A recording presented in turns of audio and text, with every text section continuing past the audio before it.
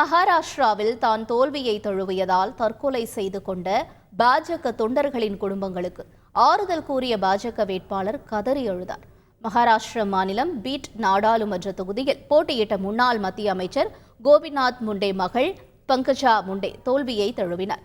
சரத்பவார் கட்சி வேட்பாளரிடம் 6533 வாக்குகள் வித்தியாசத்தில் பங்கஜா தோல்வியை தழுவினார். இதனையடுத்து தங்களது தாய் தோற்றுவிட்டார் என பாஜக தொண்டர்கள் 4 பேர் தற்கொலை செய்து கொண்டதாக செய்திகள் வெளியாகியது.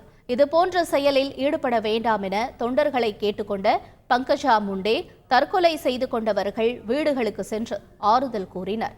தற்கொலை செய்து கொண்டவர்களின் குடும்பத்தில் குழந்தைகள் படிப்புக்கான செலவுகளையும் மற்ற பொறுப்புகளையும் ஏற்றுக்கொள்வதாக பங்கஜா தெரிவித்துள்ளார்.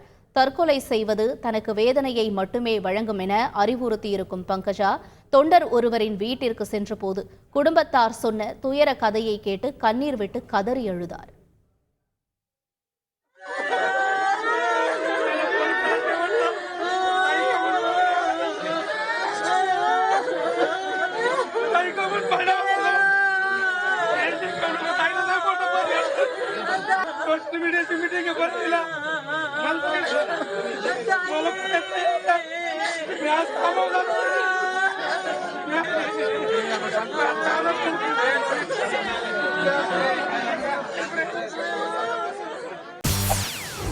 செய்திகளை உடனுக்குடன் தெரிந்து கொள்ள உடனே சப்ஸ்கிரைப் பண்ணுங்க.